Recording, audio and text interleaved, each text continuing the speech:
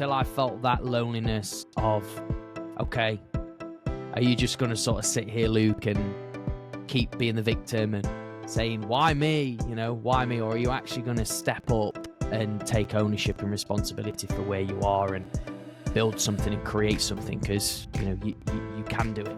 There's been evidence in the past, and I think there'll be a lot of people that listen to this show that may take a bit of reflection here and look back and say, there is evidence here that you can do it. So I think I always say the mindset's like a muscle in the gym. Like if you're training a muscle, you get the reps in, you get the consistency in, you efficiently perform it well.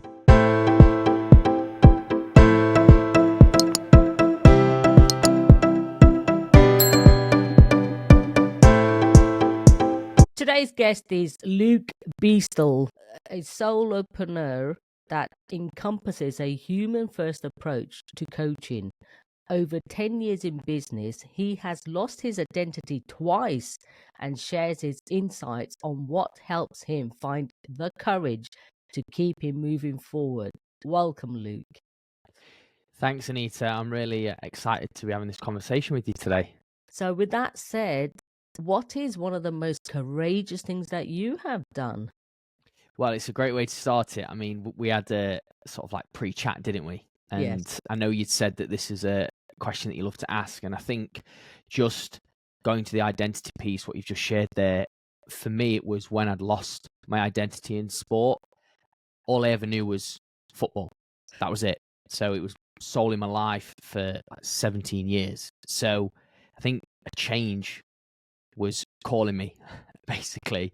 And the courage was, I guess, hanging my boots up at the age of 22, almost 23, and leaning all in to a career path that I had a lot of interest in, which was personal training, so fitness, but I had no idea what was ahead of me. It was the unknown. So I basically went through all my qualifications, went down to Watford, did some training to basically become a fitness trainer on cruise ships. And I just did all my medicals and never been on a cruise ship in my life. And here I was with 2 suitcases, leaving home for 9 months, and flew out to Vancouver, and that's where my life started. So I think for me, that was a big step. Wow. So let's just unpack that a little. From football to being a personal trainer, you can understand that. But a cruise ship, so where did that whole journey start from? Most little boys' dreams is to be a football player. So tell me more about that first. Yeah, no, appreciate that. So I think my dad was always a footballer, like as a kid. Never sort of went down sort of the professional route, but I guess just ever since I was young, just got a football at my feet, really. And we're Manchester United supporters. Don't know whether I can say I'm too proud at the moment, but in the glory days when I was a kid growing up, David Beckham was sort of my role model and idol. Your Giggsy, your Roy Keanes, all that stuff, and I just loved everything about football. And I guess the sort of cruise ship element. Well, my mum and dad had started traveling on them, and they just practically seen some of the crew members just offshore having fun. And I think that's the word and the massive thing that I wasn't doing as somebody who's in the early 20s. I wasn't having fun. I was really low. I'd say I had mild depression, basically. I wasn't having any social life, which I'd given up anyway, so it wasn't anything new to me. So I think it was just, they saw that and was like, Luke, they look like they've got a massive smile on their face. They're having fun. It's like they've got no stresses. They're just traveling the world. Obviously, they're earning money. You got to earn money, sort of thing. It's, you don't, like for me, I had to sort of sell and do commission-based stuff, but it was just fun. So that was it. My dad just sort of said, Luke, I think you should just go for it. And at that moment in my life, I was like, I will try anything. So that's kind of how that came about. Wow. It's a big difference, but I can absolutely understand the fun element, because you kind of question yourself, what is life about then? You want to have some fun. You want to be able to relax. So just talk me through, you lost your identity twice. Talk through that. Yeah, so I think the first one was football. So just going back to that, I think because it's been a part of your life, I guess for me, I don't think you realise until something's been taken away from you, actually how much of an impact it can have on every aspect of your life. So for me, it's all I ever knew. So that being stripped away from me at the age of 19, to then going out into the world of, right, okay, I need to land a contract, I need to earn a living. You know, all my friends had sort of gone and cracked on with their lives at university, and I had a bit of education, had this coaching qualification, but I still didn't really know what my life was going to be. So I think you sort of then question yourself, am I worthy enough? Am I good enough? You know, the two things there. That's sort of what was going through my mind. I'd always been this guy that from school was, oh, remember me when you're famous. Luke, let me know, you know, when you get the big bucks, don't forget me. You know, all those kind of things, because I was quite popular at school. So the thing with that is it added a lot of pressure on me, and I think that's when I started to lose myself. So I just didn't know who I was, because I felt so lost without football. But I couldn't control that. I couldn't control, you know, somebody saying, you know, you're a pro footballer anymore. Like, I was trying, I had a football agent. I'd had a lot of rejection. So with that rejection came more loss of identity, because people were saying you're not good enough, or you're not this, you don't fit this criteria. So I felt very, I don't know, just out on my own. But then I did have the support of my family, but a lot of my friends didn't understand and get it, because I was the only person really from my local town that was known for, oh, he's going to be this like big superstar sort of thing. So that was the first one. And then I guess the second one was, it was a bit before COVID, but I sort of intentionally, mindset wise, with the business when it was growing from the ground up, I was like, I'm just going to work and build a oversubscribed, you know, fitness business. And I did that. But by doing that, you do more, you do more, you do more. And then people start like chirping in with, I think you should do this, I think you should do that. And I hired mentorships. I'd done everything. I'd, you know, invested 6 figures in the business. And I say this because what that did, because there was so much noise in my business, I didn't know where to turn, because, you know, I was doing so well, but then I felt like I was going here, there, and everywhere. So what started to happen was, I didn't really know who I actually was as a person away from my business, because all I ever knew and what I'd been doing prior to COVID, and then obviously COVID slowed us down because my business got stripped away from the gyms closing, which was a blessing for me. But then still after that, I kind of fell back into the loop when things opened up again.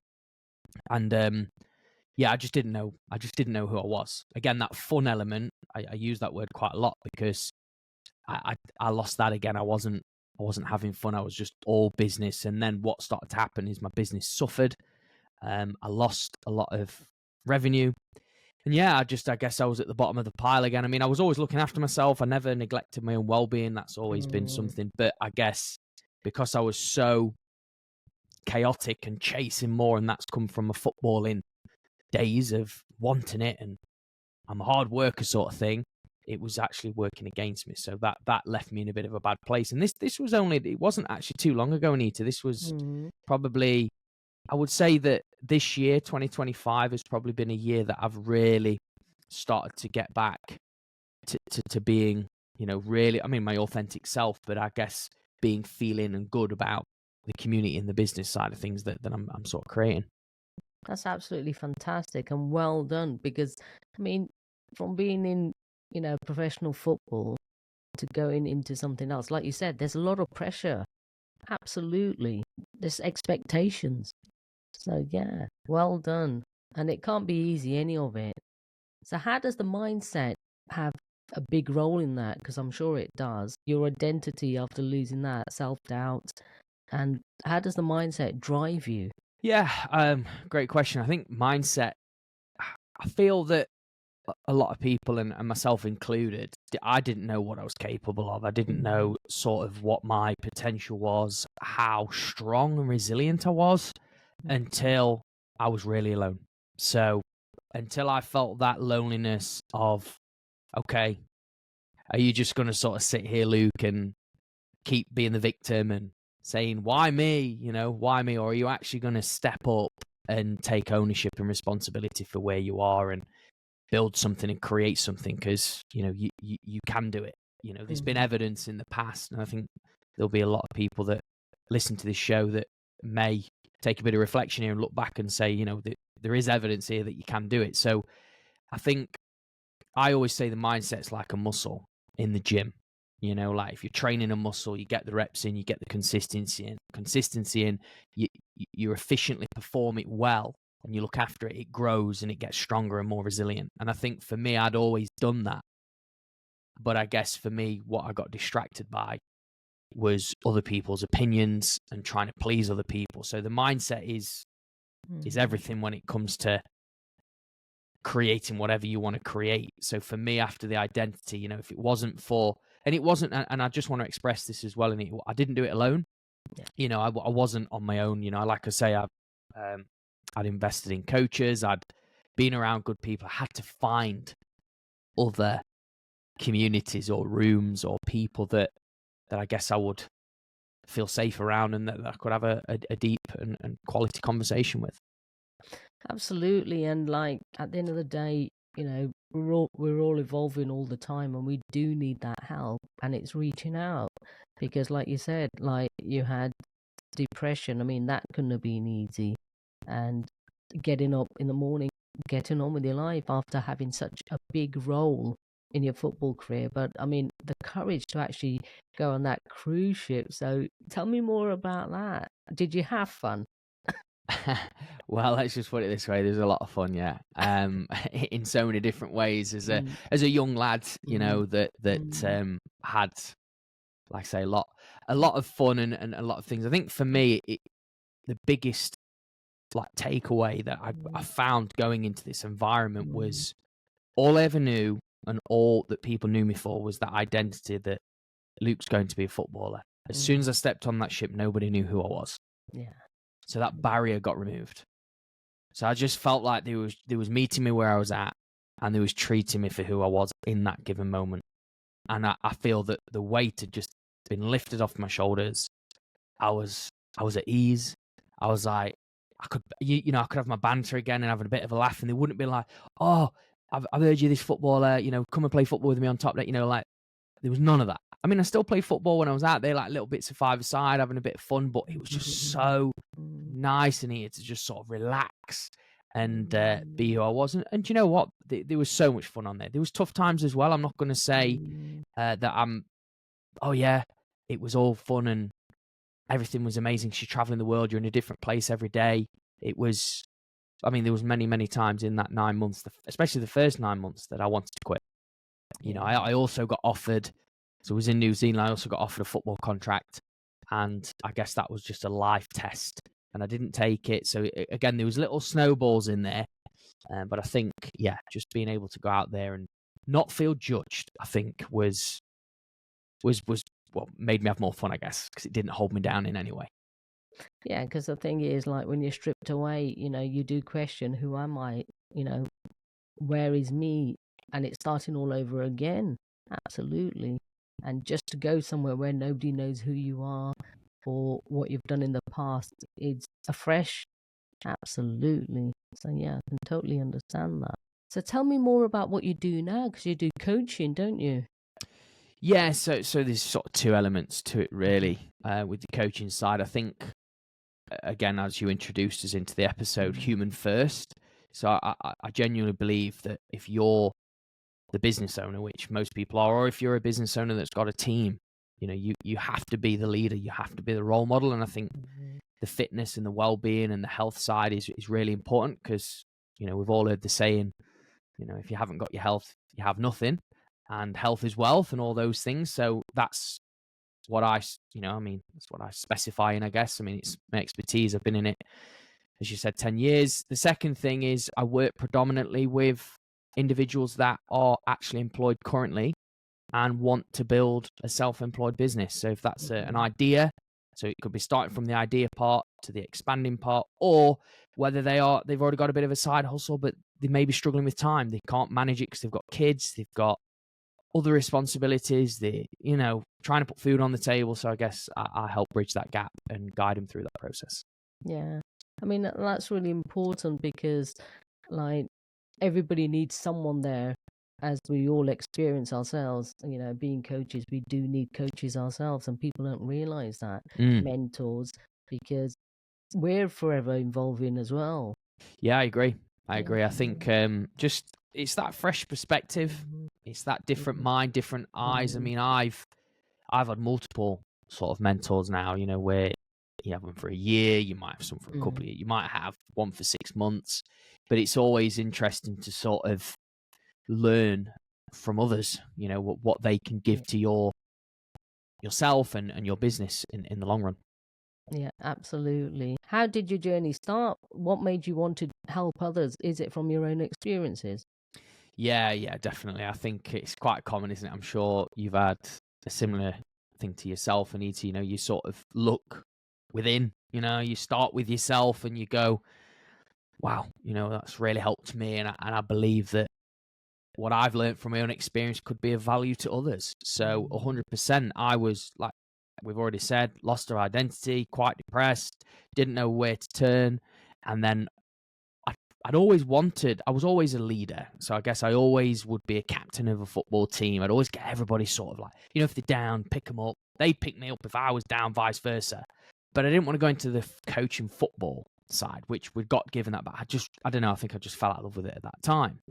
And then when personal training came about, I was just, eyes was wide open, ears were sharp. And yeah, I just love helping people, I think I love community. I don't like doing things alone. I'm a team player, obviously sport background, being a team player, backroom staff, having a bit of a crack, having a good laugh as well. Fun, not just it being all too serious. So yeah, I think I've been born into this and yeah, I'm in it. I don't love every single moment, but I do love most of it. That's fantastic. Absolutely love that. For someone who feels lost or unsure about their path, what is the first step to discover their passion and purpose? So, really great question, Ania. And I think obviously my answer might not relate to everybody, but I'm sure somebody listening in, may be like, oh, yeah, that is exactly what I've already done or I'm thinking of doing. Just immerse yourself into an environment that is the unknown. So what I mean by that is, for me, I had an idea. Like, I think we've all got ideas of what we love and what we enjoy, and and it's actually sometimes staring right in front of you. So I'm only sharing this so people can understand. So for me, I before I stepped into the world of fitness, like as a personal trainer, going into a career path, I was in the gym a lot anyway.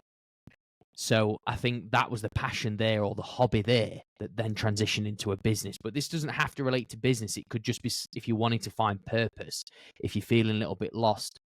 And also make sure that when you're doing it around others as well. So like for me, I didn't do my course on my own. I didn't do it online. The online wasn't there back then when I did it. It was in person.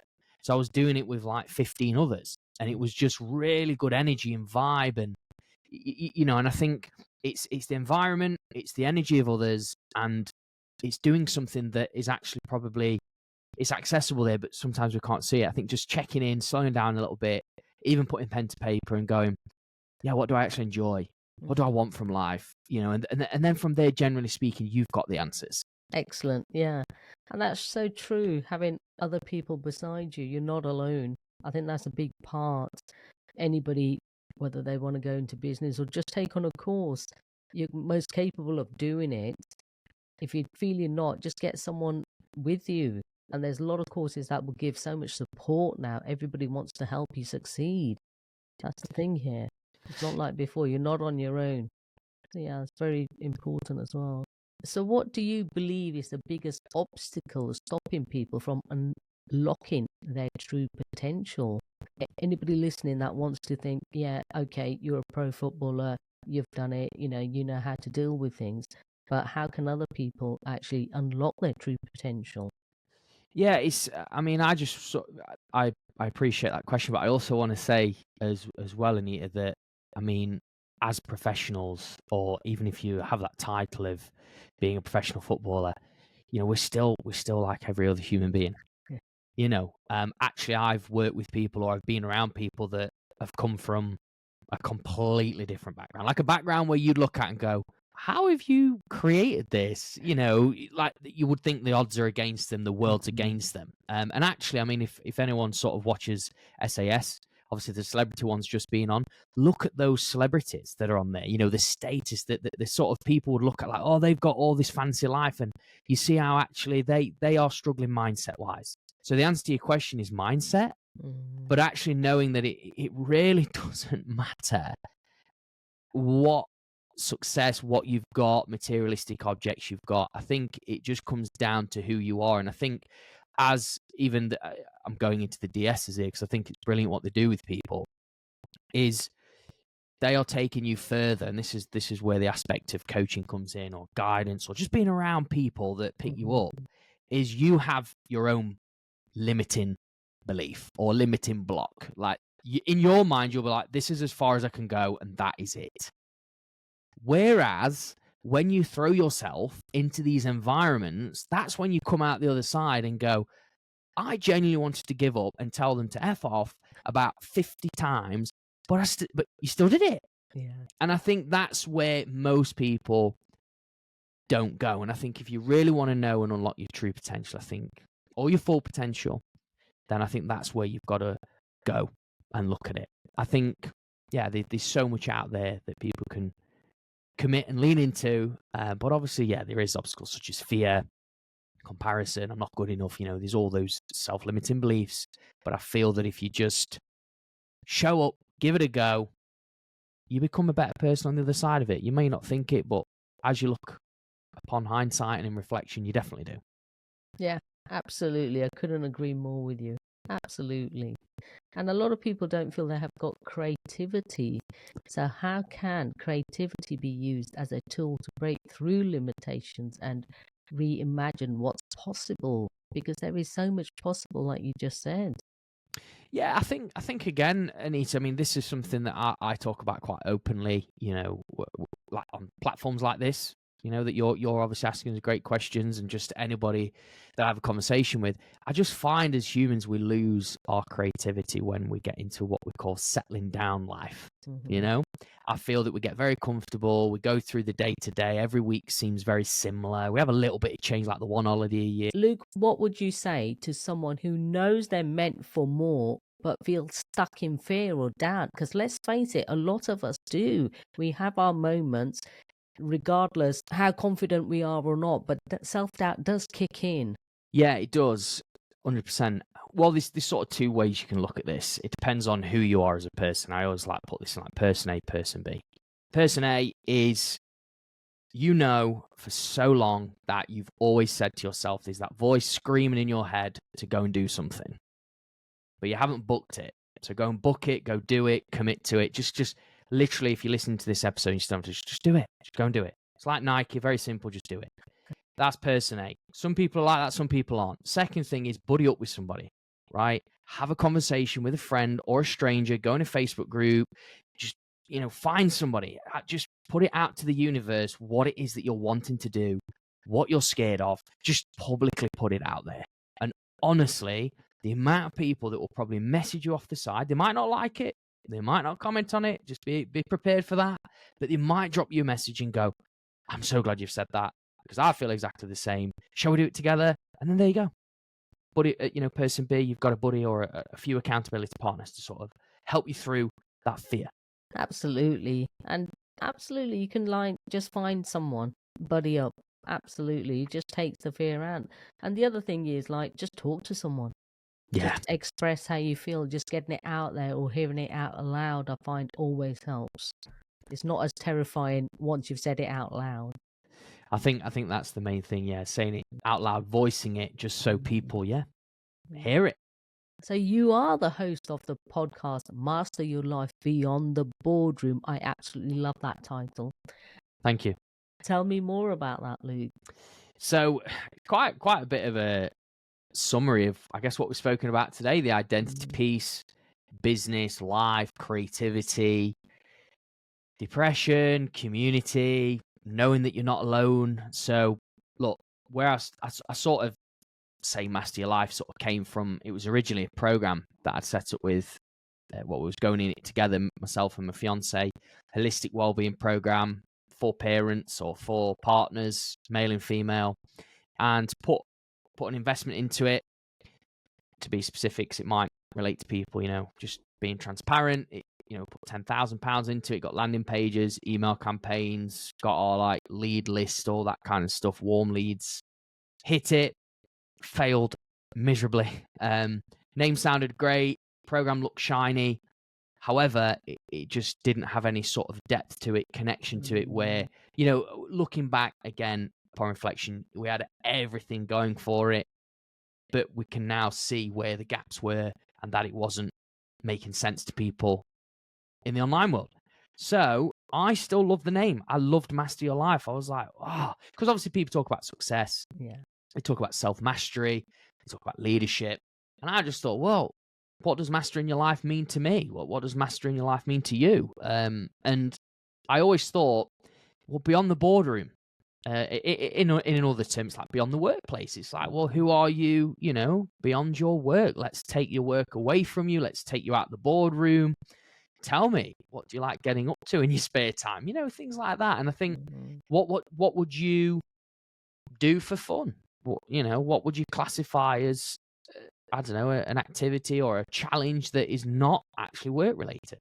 Yeah. What's changed you that's not work related? So that's where that sort of mission came from. And then again, like what we're doing today, just having a conversation past the 15-minute intro. I got fed up of 30-second, 90-second elevator pitches when I went to networking, stand up and talk about yourself. You've only got 30 seconds. I thought, why not hold a space where you can go deep? You've never really met the person. There's no strings attached, no outcome, no expectations, just you're in the spotlight. Obviously, I'm the host listening. You're the guest in the spotlight. Let's delve deep on a bit of your business, bit of your life, bit of who you are. Yeah. Adversity, struggles, challenges, and that's what got me to sell the platform. Absolutely love that.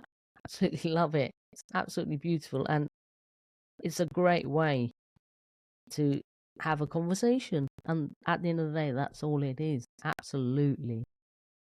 It is just like what we're doing today. Let's be honest with the audience. I've had 2 blips with the camera. Now we're on this FaceTime camera on my Mac. We're just having a conversation. We started recording this at 7 a.m. This is how meaningful conversations can be. This is what people will do effort-wise to have a conversation. Again, being honest with the audience, there's been no money exchanged here. We just sat here. We've met on a conversation before, and we're now adding value from our own experiences to your listeners. So I hope that comes across. Absolutely, Luke, and thank you for saying that. What is one of the most important lessons you've learned in your life so far? There's probably been several, but can you possibly pick one? Possibly pick one. Yeah, good question. That just let me digest that, because there has been a few lessons. I think, and it's something actually that I've leaned into this year, and I think it's changed a lot for me. Do what you're great at and stick with that, regardless of how many people will either pull you left, right, center, tell you that, this will be more money for you, because obviously we get drawn to things such as that. I know I'm guilty of it. Stick with that and just be true to yourself. Be you, unapologetically you, in every single room or every single person you come into contact with. Don't change your tone. Don't change your voice. Just be you. That is a lesson that I've learned, because, as again, talking about the identity piece, I think once you can lean into that, you bring the people come into your life, opportunities come into your life without you trying to fit in and forcing it. That's a big lesson that I've learned. Probably the standout one at most recent times. That's absolutely fantastic. And well done. Absolutely. Yeah. Thank you. If there was one key takeaway you want every listener to walk away with today, what would that be? Well, I think circulating back to the identity piece, if you're listening to this episode and you're someone that doesn't necessarily feel aligned, you don't feel that you're, being your true self, I think the best thing I would say in this situation is don't just keep carrying on with what's going on. Change needs to happen. Deep down a change needs to happen. So I think look at, again, within where you are, where you want to be, and reverse engineer, look at those gaps and make that commitment, but publicly let people know. Publicly doesn't mean blasting it out on social media, right? It could just be to people within your workplace or people that are close to you. That's great. Absolutely love that. Yeah. So where can the listeners find you online, your podcast? What's your website, Luke? Brilliant stuff. Yeah. So I'm sure these will drip feed into the sort of show notes and stuff, but I would just say, guys, the best place to sort of find us and connect with us is just if you put my name, Luke Beastall, on LinkedIn, Instagram, Facebook. You'll see me with like family photos, a podcast mic, and I'm probably going to be smiling on a photo. Just connect with us. Website is www.musclecoach.org. That is the fitness business. And yeah, feel free to drop us a message. I'm always happy to have a conversation with people that are, wanting a bit of support. Thank you. And yes, all the links will be in the show notes. So please do connect with Luke and have a great conversation with him and get some insight. He's there to help you. Thank you. Thank you for sharing your insightful wisdom and knowledge with us today. And by doing so, I know you have helped so many others make a difference. I really want to acknowledge you for that, Luke Beastall. Thank you, Anita. We are all about Create the Courage to Be Fearless podcast here. What is your definition of courage? I think brilliantly goes well with what we've spoken about in our episode today, which, thank you very much for that, is regardless of fear, regardless of what is going on in your mind, and it's doing everything in its power to stop you and hold you back, you just got to push through it regardless, doing it regardless of any scenario, situation, circumstance.